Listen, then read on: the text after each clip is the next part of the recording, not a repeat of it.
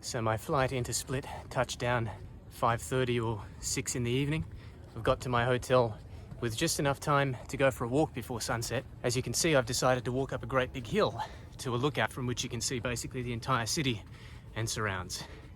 I'm pretty sure I'm already above the highest point in the Netherlands. The place I'm going is 178 meters above sea level. So I'm a bit out of breath, to be honest, but I think it's going to be worth it.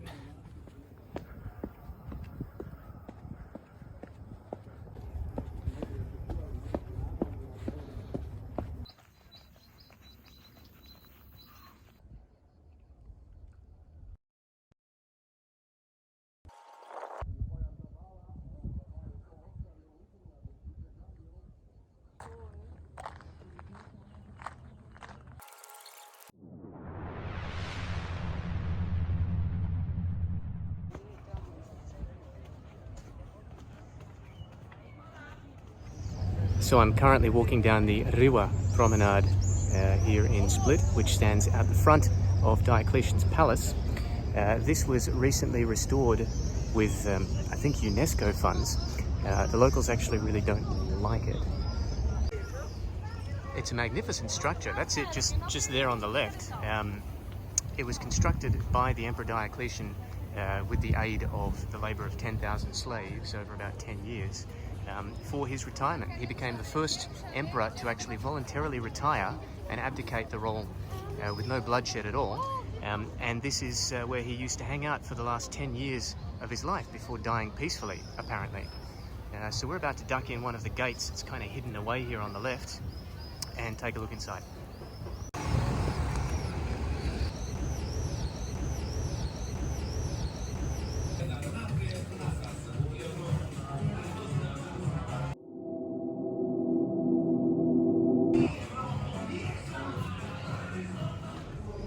The arches that you saw above me in the previous scene are not just decorative, but the Romans, of course, used them for the enormous structural integrity that they bring to a building, or something like that.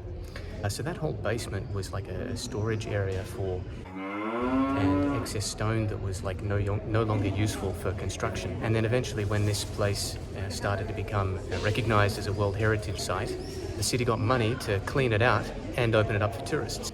Not only that, but of course they've shot some Game of Thrones scenes, something about a dragon. Apparently you can easily spot whether it was shot in Split or not by the combination of like these bricks you see behind me and the big rectangular prism stones made of the local limestone. It's a dead giveaway, apparently.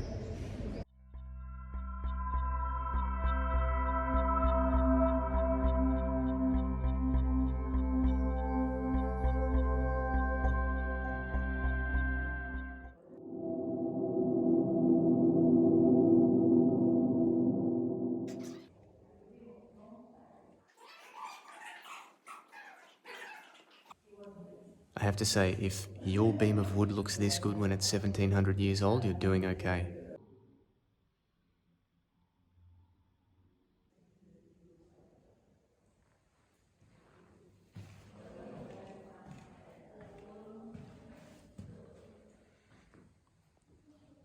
Oh, well, that's not original, is it? We're still standing in the basement. Obviously, this section of the roof did not survive, so it's kind of an open air basement at the moment. There are pigeons nesting in here, by the way. Fun fact about Split. The city is on the ocean and it has water to the south and mountains to the north. The city therefore slopes from north to south, so when it rains the water runs downhill towards the ocean, the sea. The residence of the emperor is at the southern end of the city. What that means is they had to build this basement as a way of elevating the residence of the emperor to be level with the rest of the city, and in fact higher than the rest of the city in parts, because he wanted to show that he was better than everyone else.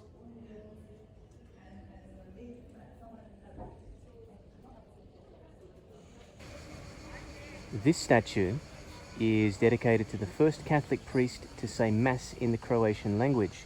Of course, up until that time, everything happened in Latin. And the church said, you know, we don't really trust you, we don't know what you're saying. and then sometime after that he mysteriously ended up dead. It is of course a bronze statue. It doesn't look like a bronze medal in the Olympics, of course, because that's what the elements do to it, but the big toe on the foot stays bronze because people come up to it and keep touching it and effectively polishing it. Hello, here I am. Because apparently it gives you good luck. I'm wishing for 1 million views. Like, share, subscribe. And I don't know, something Game of Thrones. I'm not 100% sure. But anyway, this is where the emperor would walk out to see a bunch of people prostrated before him. Prostrated, lying flat on the ground. Believe it or not, I'm not the only tourist here. I'm about to climb up that bell tower, and a fun piece of trivia, that Sphinx, that is an actual Egyptian Sphinx. It actually came from Egypt. Apparently Diocletian spent some time in Egypt in the army or something like that, really liked it, and then commissioned some sphinxes to be sent back. There were originally 12 of them hanging all around the palace here. The one we just saw is the only one that is still intact. There are 1 or 2 more still in the vicinity of the palace, but in pieces, and the rest live in musea around Europe.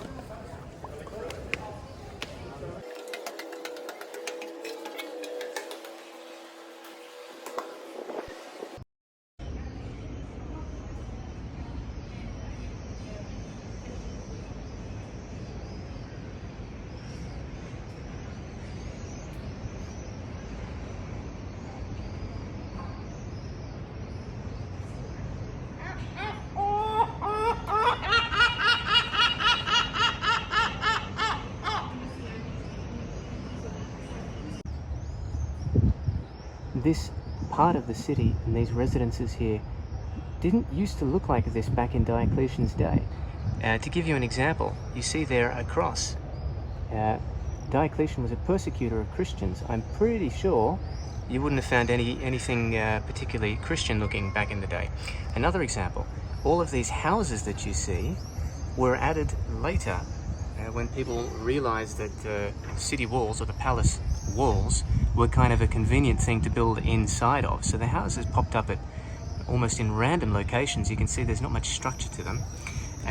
The way that it used to be was you would have a classic cross formation of this wide boulevard here and that another wide boulevard there in the shape of a cross, leading to, I guess, the 4 main gates. So you had a gate there, gate there, gate there, and a gate behind us. That golden gate was the main gate back in the day, with the classic Roman double gate system, which I'll show you in a minute. So of course, where I was standing before, near the Game of Thrones thing, which you can't see, there it is, just there, you could actually see all the way straight to the gate. So that's where people would stand, like all lined up, prostrating themselves before the emperor. Yes, as I was saying, this is where the emperor would come out of his quarters, and in this square the men would prostrate themselves before him. There's the Sphinx again. And one more look. As I was saying, this way you were once able to see all the way to the Golden Gate, but not anymore because people decided to build their houses there. There are also still about 200 locals that still live within the walls of the old palace. The majority of the rest of them have just had to make way for Airbnbs, unfortunately.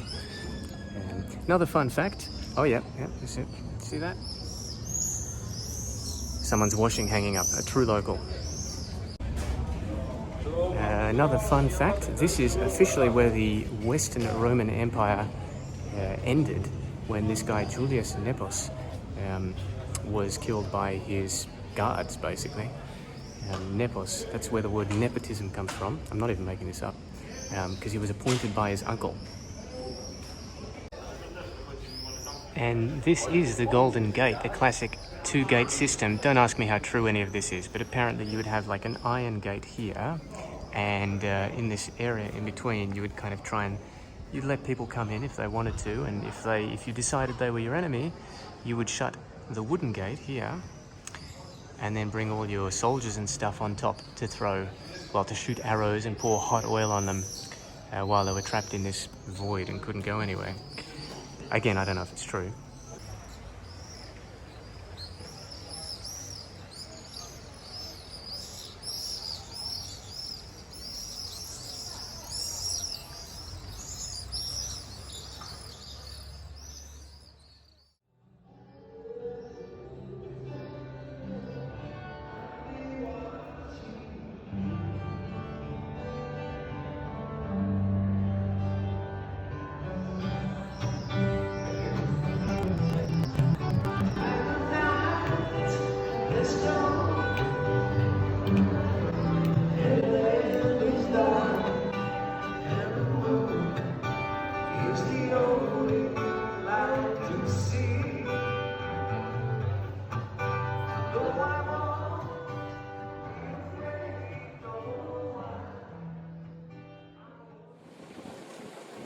You know, it was fun while it lasted, but now it's time to split.